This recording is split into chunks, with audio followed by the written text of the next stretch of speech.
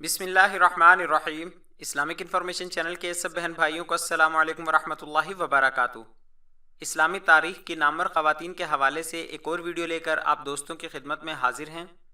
آج کی ویڈیو میں حضرت خالد بن ولید کی محترم ہمشیرہ حضرت فاطمہ بنت ولید رضی اللہ عنہا کے بارے میں بیان کیا جائے گا۔ ویڈیو میں آگے بڑھنے سے پہلے آپ دوستوں سے گزارش ہے کہ معیاری اسلامی معلومات کے لیے ہمارے چینل کو ضرور سبسکرائب کریں اور آنے والی ویڈیو سے باخبر رہنے کے لیے بیل آئیکن پریس کریں۔ شکریہ۔ حضرت فاطمہ بنت ولید رضی اللہ عنہا ایک فصیح اللسان اور بلیغ اللسان خاتون جن کے اشعار دشمن کے لیے شمشیر برہنہ سے کم نہ تھے۔ حضرت فاطمہ بنت ولید بن مغیرہ رضی اللہ عنہا کے حالات تاریخ طبری، طبقات ابن سعد، سیرت ابن حشام، ابن اسیر کی اسد الغابہ اور حافظ ابن حجر کی الاصابہ میں مذکور ہیں۔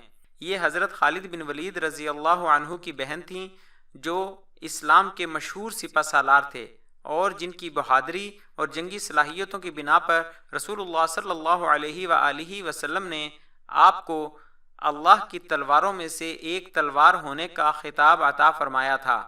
ابتدا میں فاطمہ بنت ولید اسلام اور مسلمانوں کی شدید مخالف تھیں اور مسلمانوں پر کفار نے جو حملے کیے ان میں وہ باقاعدہ شریک ہوتی تھیں اور اپنے بھائی خالد کے ساتھ مل کر مسلمانوں کے خلاف جنگ کرتی تھیں۔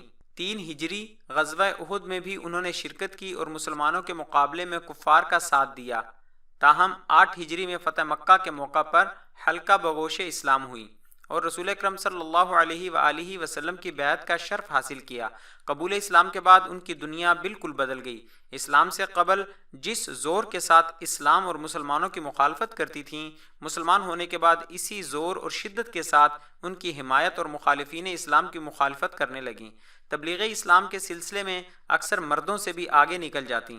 مدینہ منورہ کے قرب و نواح کی بستیوں اور مختلف قبائل میں جا کر لوگوں کو اسلام سے روشناس کراتیں اور اس میں شامل ہونے کی دعوت دیتیں۔ عالی حوصلہ اور جرت مند خاتون تھیں، کسی قسم کے خوف اور خطرے کا احساس نہ کرتیں۔ فاطمہ بنت ولید فصیح البیان اور بلیغ اللسان خاتون تھیں۔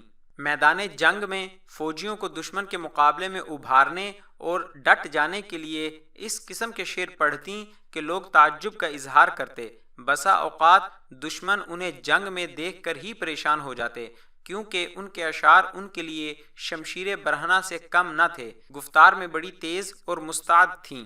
عقل و فراست اور معاملہ فہمی میں بھی مشہور تھیں۔ ان کی شادی ایک شخص حارث بن حشام کے ساتھ ہوئی تھی۔ فتح شام کے بعد اپنے شوہر کے ساتھ شام کے علاقے میں چلی گئی تھیں۔ کس درجہ دور اندیش اور بہترین رائے کی مالک تھیں، اس سلسلے میں اتنا جان لینا کافی ہے کہ بعض جلیل القدر صحابہ اہم امور میں ان سے مشورہ کے طالب ہوتے تھے اور پھر ان کی رائے اور مشورے پر عمل کرتے۔ خود ان کے بھائی حضرت خالد بن ولید رضی اللہ عنہ اکثر امور میں ان سے مشورہ لیتے۔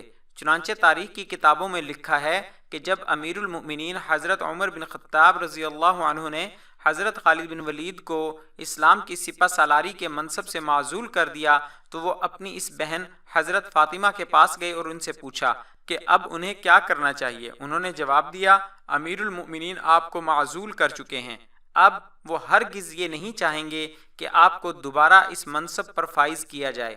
اگر آپ نے ان کے حکم کی تعمیل میں تأمل کیا تو وہ آپ پر عائد کردہ الزامات میں آپ کو مجرم ثابت کریں گے اور آپ ان کی جرح و تعدیل کے پیمانے پر پورے نہ اترے تو آپ سے جبراً یہ منصب چھین لیں گے اور آپ کو خطاوار ثابت کریں گے۔ اس سے مسلمانوں میں اختلاف کی راہیں کھلیں گی اور انتشار کے لیے فضا ہموار ہوگی۔